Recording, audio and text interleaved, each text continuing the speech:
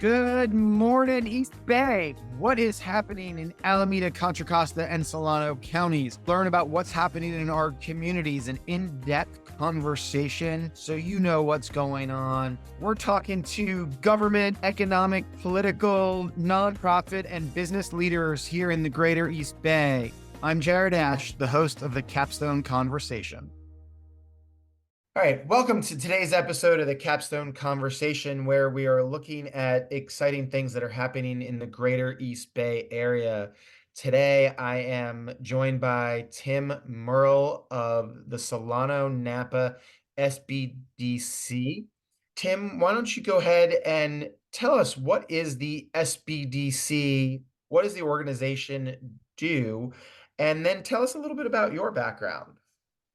Sure, Jared. Thank you very much for inviting me to be part of this. So the SBDC, it's short for Small Business Development Center. And actually, there are about 1,000 of us around the United States, usually divided up by county. So in my case, my center serves and supports small businesses in Solano and Napa counties. And I guess the shortest definition I could give is the SBDC is here to support the success of small businesses. Sometimes that can be an entrepreneur that has a good idea that they want to turn into a business. Um, Other times, and this is probably the majority of where we do our work, it's with small businesses that are trying to get to the next level or are trying to overcome some obstacles. And I don't know of a small business owner who isn't trying to do that. So basically, the way we deliver our services is in a couple of ways. We provide a lot of training for small businesses. We do between probably 6 and 8 live trainings every month, covering a number of topics pertinent to a small business, everything from marketing and how do you go get clients to, maybe you need some capital to help fund your growth or get you to the next level. HR related support. This, state of California tends to have lots of laws and lots of new laws regarding employment. And so we help folks through, some of those challenges, and then, other issues that are very relevant right now, like how do I get and keep good people? If any of the small businesses that we work with, that's probably in the top two issues that they're dealing with right now in this environment. So anyway, so that's a little bit of what we do to talk about my background. Yeah, dive into it. I love your story. You're an entrepreneur. You've worked for big companies along the way, and I think it tells a good story of how you're helping small businesses and your perspective. You bet. So I was with FedEx for 16 years. That was my first, real professional job, I guess I would say, and was started in customer service for them. And then I went over into the sales and marketing area.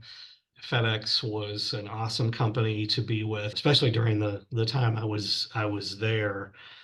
Because of the growth curve that I saw, us go through, and just a really strong culture there. And so my last position with FedEx was the managing director of global sales. And so I had about 300 salespeople, about $1 billion of revenue responsibility. And all that was great. I learned a ton. I was proud to be with them. But it was a job that also had me on the road most of the time. I was away from home about 3 weeks out of every month for the last few years, and I decided that wasn't the best thing for my life, my family. I have 4 kids and a wife at home, and so I have to make a change. So, so I left there. I actually got recruited, did some things in electronic commerce with a technology company, and then I decided it was time to take some of my things I'd learned in those experiences and start my own company. So along with a couple of partners, started a company called Prediction Analytics, and we developed. But today we would call them AI models. At the time, we just called them predictive models to help national chains, retail chains, and just retailers to figure out when they wanted to grow in a certain region of the country, we would help them identify uh, the demographics, the psychographic patterns of their best performing locations, and then we would go find where those new locations should be, that they should open up new spots. And so we were very, very accurate in the sales forecasting that we did. We would be plus or minus 5% of going out about 3 years, which is really important. If you're about ready to write a check for a couple $1 million for a property and build something, you want to know that you're going to get a return. So it was really fun and exciting work. We built that company over, well, we had it for about 4 years. I'll tell you how it ended in a moment. But along the way, I mean, we built a great solution, a great team. We brought in McDonald's, Applebee's, the Gap stores, Cracker Barrel, number of other restaurants and retailers along the way. And the demographic data that we used was from Experian Corporation. Most of us know them as the credit score people, but they're a huge data provider. And so anyway, I got very interested in how we were was using that data to do the work that we did. And long story short, they made us one of those offers you couldn't refuse, and so we sold. So that was just a wonderful journey to go from kind of okay, idea, what kind of solution do we need to provide, build the team, grow it, and sell it, all packaged up in about 4.5 years. Now, I told you the rosy side of that story. The other side of that story was that in my career, that was the most difficult thing I had ever done career-wise. I had no idea. I figured that coming into this, new business, that I would know most of what I needed to know. And I found out that I only knew about a small fraction of what I needed to know. Because in my other jobs, like at FedEx, I mean, I just had to run the sales and marketing piece. I didn't have to worry about, things like, funding and product development and finance and HR issues and things like that. I found out very quickly that there's a lot you need to know. And, it's the old saying that it's lonely at the top is very, very true. And I found that out firsthand. And so anyway, with that, when I sold the business, I decided, what am I going to do now? I retired, and as it turns out, I retired for about 2 weeks, and then I was going to be doing some consulting, and I stumbled one day on the SBDC office. At the time, they were hosted by Solano Community College, and just I was walking my dog on the campus one day, and I saw this sign that says SBDC. So I stopped in and talked with the director at the time, and what do you guys do? And I said, well, we provide these services to our businesses, and we don't charge anything for it. I said, you don't charge anything for this, really? Where were you when I needed you? I would have been all over this resource when I had my company. But anyway, I love the concept. I mean, because we are a nonprofit, we get funding from the SBA, from the state of California, and from all of our cities that are in our counties. They all support us so that we can deliver those services at no cost. And I just love that concept. And I said, all right, I'm in, I'll be an advisor and do this. And it was finally, even though, trust me, it was not a lot of money, that wasn't the point. It was finally an opportunity for me to serve our community and help contribute to our economy, and also that I wanted to spend the rest of my career helping small business owners, because now I knew and I understood how challenging it was. And that really is what got me into it. And then I did that and some other consulting. And then a couple of years later, and all the SBDCs, by the way, have hosts. So it was hosted by the college. And then that changed to the Workforce Development Board of Solano County. And they somehow got connected with me and said, hey, we're hosting, would you be interested in being the director? And I'm like, if I need a full-time gig again, but Yes, I believe in what we're doing. So I took that on, and that was about 5 years ago. I have loved it. And so anyway, I just when we started, the SBDC here had been dormant for a couple of years. And so I'm like, okay, where are we starting from? We had about, well, I remember the number. We had 89 active clients that we were working with at the time. And we had like, I think we had five advisors and two of them weren't working out. So we had three advisors then. And so I'm like, we got to get the word out. I mean, this is a great resource. We got to build this thing. So I just really, put a plan together to focus on that and brought in some additional funding to allow us to grow the center and the support that we provided. And so, here we are 5 years later. We have about 2,100 active small businesses that we're working with now.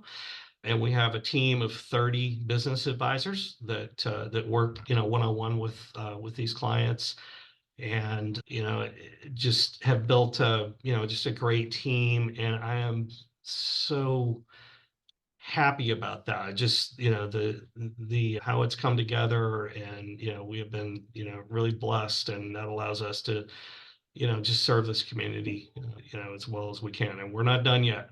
We're still doing lots of work and lots of new things ahead, and I could talk about some of that later if you want. But anyway, I'm sorry, that's a very long answer to your question, but that's how I got here.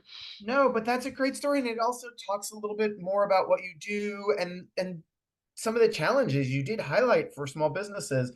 I'm a one person shop, and sometimes you just need to ask a question like, "Hey, I have three clients that are paying me this month on, within a week of me sending them an invoice. This company over here, they're 60 days past due. This one's 15 days past due. Okay, I'm not concerned about 15 days past due. I'm concerned about the one that's 60 days past due. How do I follow that up? What's the proper way? How can I speed them along next month so it's not always 60 days so they get into a cycle? Yeah. Those are all questions. Or California tax fees, or how do I judge, like, what is my return if I go to this networking event? Right? I go to a lot of the chambers, their state of the city events that they host, because it's good to be seen, to meet the local politicians, be seen in each community, but they add up. And as a solo entrepreneur, that impacts, my take home pay. And those are all just questions that it's good to talk to somebody about. And so, one of the things that I actually picked up from a previous introduction with you is a mastermind, and I'm a big believer in accountability partners and masterminds. And so I know you have that as part of your coaching service. Can you talk about that a little bit more? Yeah, that's a great point. And I love those examples you gave, Jared. Like cash flow management, huge piece of this, marketing, and there's always like more opportunities. We're just deluged with, hey, you need to do this social media thing, or you need to come to these 12 events. It's like, wait a minute, I have so much time and so much money for marketing. What is, how do I be really smart and purposeful about how I spend both my time and money. And yes, a really cool part of what of the programming that we've added is what we call roundtable groups. And we have actually six of them going currently, and when we're getting requests for more as this grows. But what it is a group of usually between 10 and 15 small business owners that meet once a month for a couple of hours, facilitated by one of our advisors. And we go through, we do a little bit of best practice, sharing, or maybe some training, or programs that are available, or grants or things like that at the beginning of it. But then we get into the meat of it, which is talking about some of the wins and challenges that each small business has, and that opportunity, as you just referenced, Jared, to ask a question about like a client that's not paying. And we don't have all the answers, but around that table, right, the chances are that you've got someone that's had that same exact challenge and what they did. And, it's just that collective wisdom around the table to be able to get answers and help and sometimes encouragement too, right? Because again, this is tough, man. The small business ownership stuff, it's definitely an up and down situation. So it also kind of provides that. But I think the greatest value of it is just that, what'd you call it? Mastermind. Mastermind. Yeah. Yeah. You call it a round table. Same concept. Yeah, absolutely. Yeah. Yeah. It's just, there's a saying, someone smarter than I said, none of us are as smart as all of us. And that really comes true in these roundtables. So yeah, that's something we will continue to provide and to grow. It's the official name mastermind, or the concept, comes from the famous book by Napoleon Hill, Think and Grow Rich, because he took that from the rich people like Andrew Carnegie and JP Morgan, who always had a mastermind group to run, like, is this deal good, right? Yeah. And I think it's growing out there for people, and it could be for small businesses, but it could also be for employees who work for small businesses that want to get to the next level too, and do that. You also mentioned in I want to come to one issue, because I know it also affects city government, that you had mentioned, is keeping and retaining employees and finding the talent. Can you talk a little bit about what you're seeing out there for small businesses? Why is it still happening? We're post COVID now long enough. Yeah. Yeah, there is definitely, this is a very tight labor market for sure. And if you just look at the demographics, the population demographics, unfortunately, this is going to be with us for a very long time, because for quite a while now, there's been more people passing away than there have been new babies born. And those lines of crossing, right? And so talent supply is a challenge.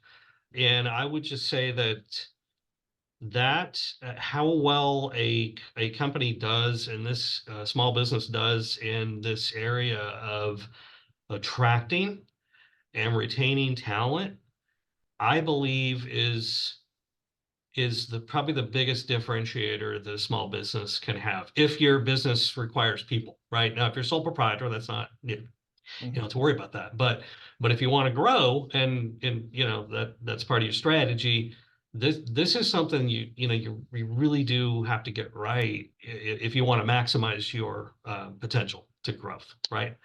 And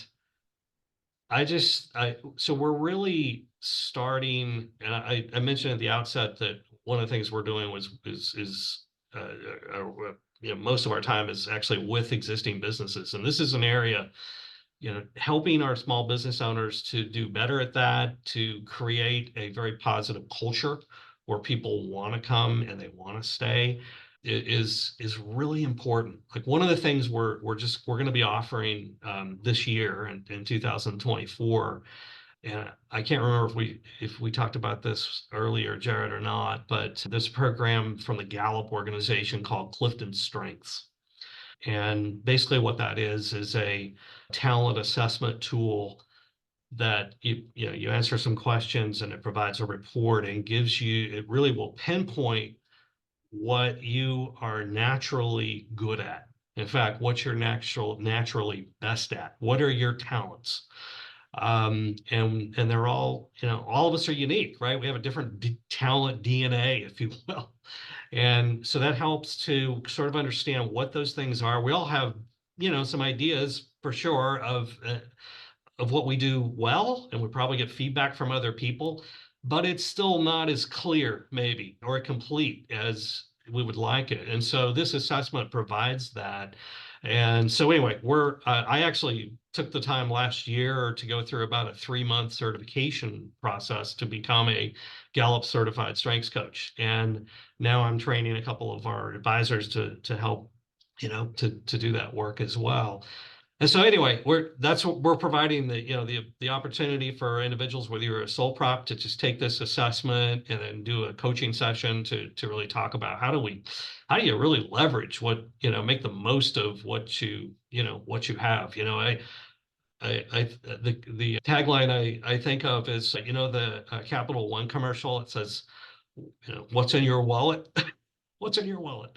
Yeah. That's what this is, right? It's knowing what's in your wallet and leveraging those and, really maximizing, what those are.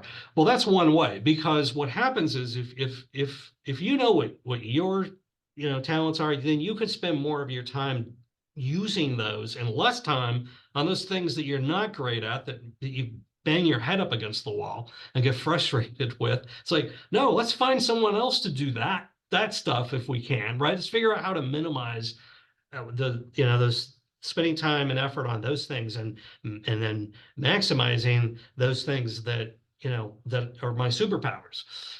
And so it helps the business owner, but it also helps if they have a team. It helps you understand how to fully maximize those employees, and what roles and what projects do you give them. Because for two things: number one, you're going to have better results, right? Revenue and profit growth, chances are, if you do that well, are going to be better. But the other piece is, if someone uses their strengths, they're going to be more engaged. More engaged means they like what they're doing, and they're not going to be spending time looking for other jobs, right? Because they're happy. So it's a very practical thing, but it's a very important thing, especially right now. I just recorded an episode. It'll premiere before this, so listeners could hear it back on January 17th when we're talking about goal setting. And that guest referenced that employers just often fail to realize that in addition to a little bit of money for employees, they want growth opportunities, right? That lead to more money, but they want to have, most people want continued education. They want to network in their field, and that companies aren't providing that. And for little perks like that, if you go above and beyond, you're going to retain people. And they don't realize retaining that worker will end up saving them more money than they would spend on any of the programs. Just what you're saying reminds me of that, what that speaker said. That is absolutely true.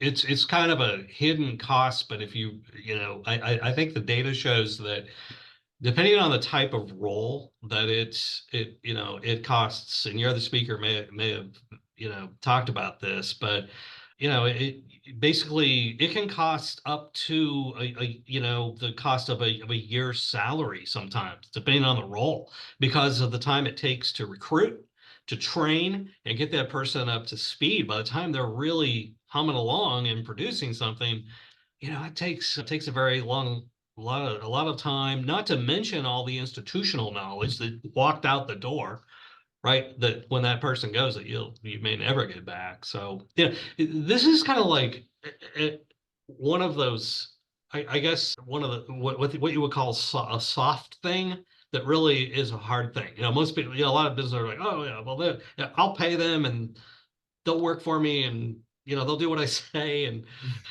it's like, no, that environment has changed. It's not like that anymore. It used to be people were lining up to fill out applications to get jobs, and that it's really not like that. The role, it's definitely a, what would I call it? Employee-centered market.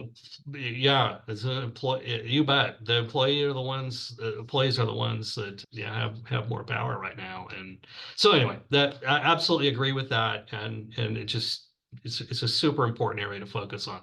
Well, and I know we're talking about it in context of small business, but I know a lot of the government related people who are listening put it in perspective to your hiring needs, whether it's police officers or other talent in your teams. What we're talking about here, I think it relates. I do want to pivot a minute though and talk about your partnerships. Talk about your partnerships with the community college still that exist. and talk about partnerships with any other local government agencies too. Yeah, great question. That's been a real key, those partnerships to us kind of building back up our local SBDC center. So one of the things we did early on was form back to the roundtable concept. I formed a roundtable with every economic development leader in our county and every Chamber of Commerce president, just to bring them together to talk about what was needed.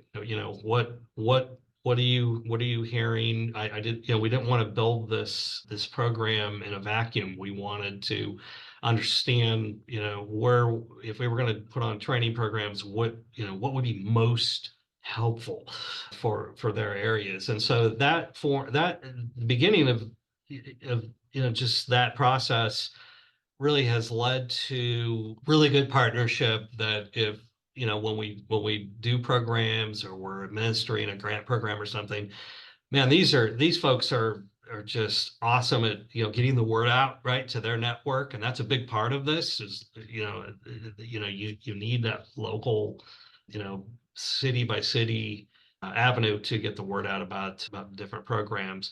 So yeah, I mean, it's constant. And then the other piece of that is that every city in this county contributes financially to our center every year, and that allows us to do what we do. I mean, going from 89 clients to 2,000, that costs some money to provide that kind of support. So that's been pivotal. And so they provided, that piece, but a lot of different things. You asked about the college.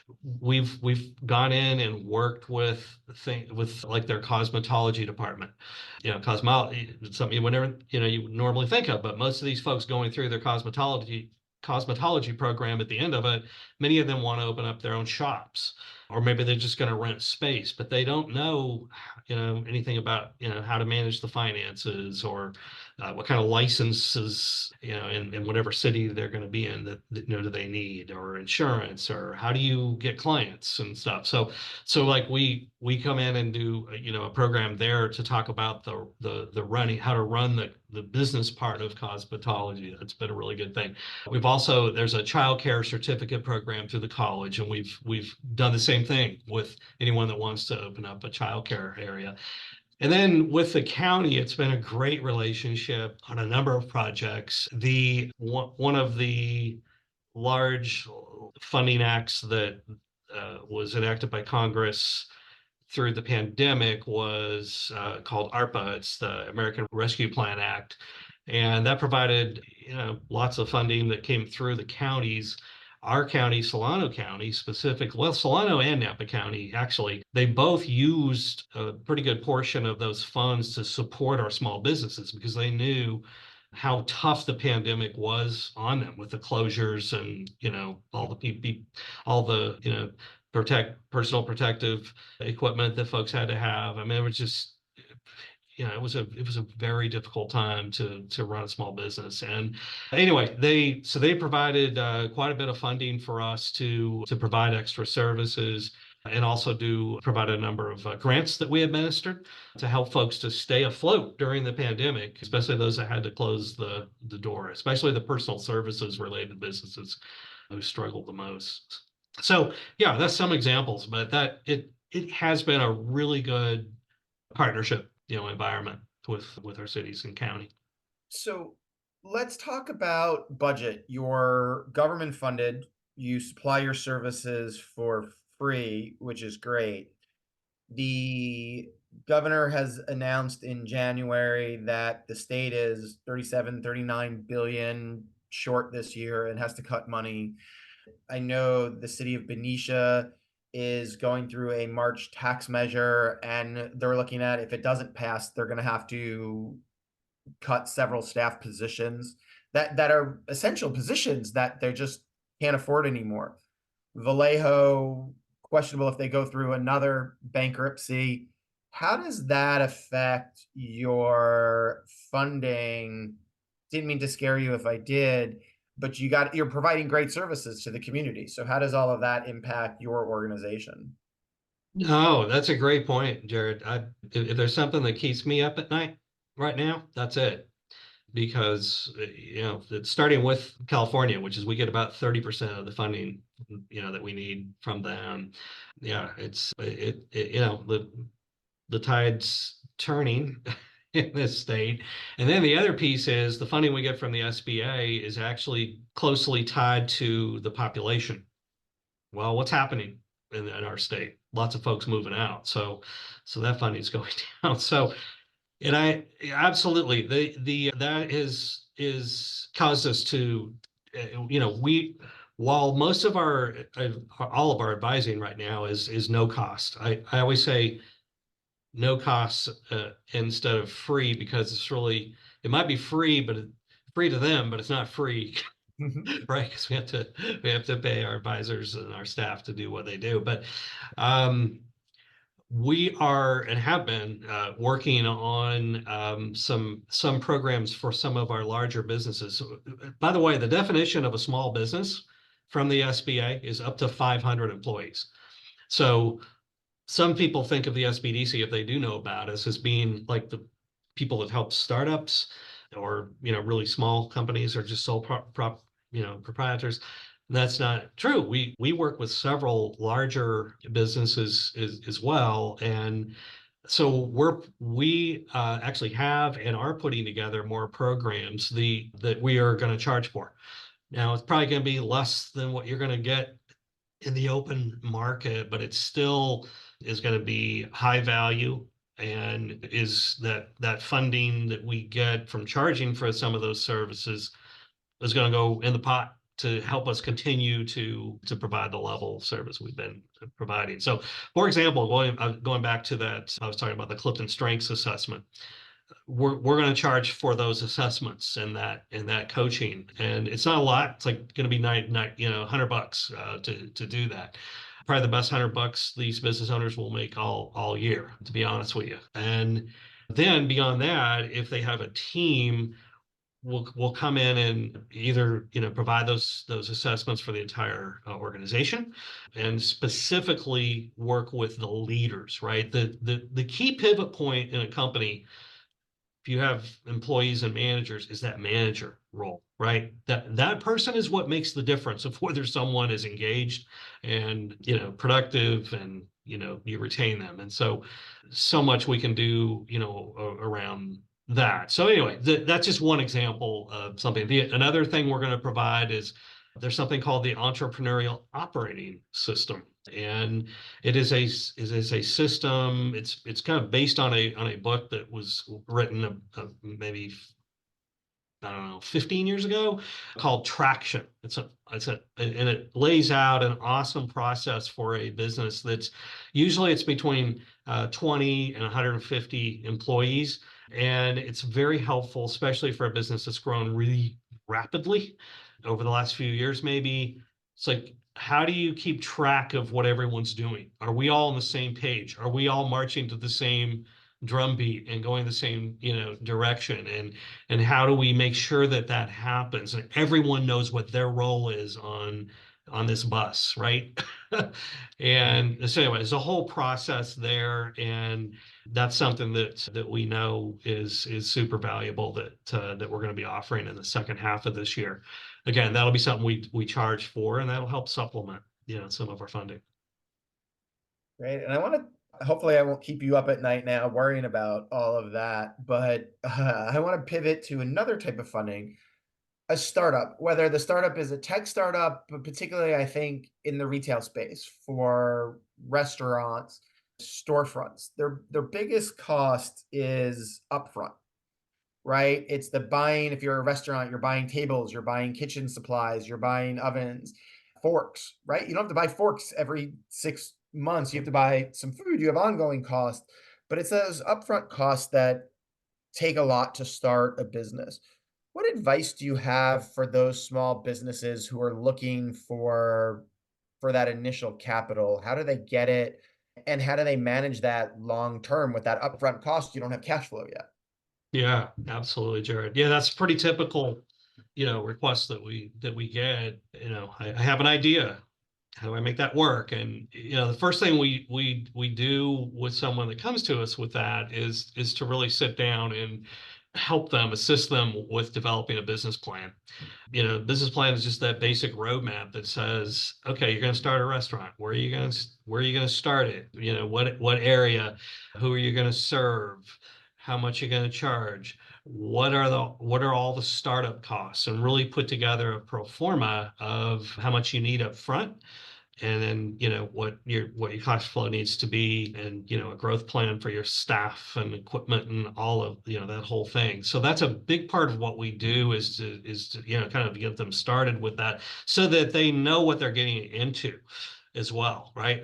Like, here's what's going to happen. It's not just a magical, you're going to go lease a building, put a sign up front, and hire a few people and it just all works. It's never easy, right? It's always harder than you think. So we try to do some planning and some realism. But specifically to your question about the startup capital, we'll walk them through various options. There's so many different factors that we look at, starting with things like your credit score, and what is your previous experience. If you want to open a restaurant, have you had experience managing in a restaurant? Because the bankers are going to want to know that you know what you're doing, right? They're betting on you as the horse, right? And so we have to look at those things and then determine, depending on how much capital they need, what their experience is, credit score, all those variables, what financial institutions would be a fit, or maybe we determine you may not be fundable through a bank. So, you may need to tap into friends and family. You may need to tap into, your house, if you own it, you have equity in your house. We'll just basically lay out the various options, but it's, there's no two startup situations that are the same. They're all different. And so that's the work that our advisors do to really understand who they are, what they bring to the table, what they're trying to do, and help them navigate a plan, not only to get started, but also just to have that relationship, to be with them through the journey as they grow and as they encounter challenges or what have you.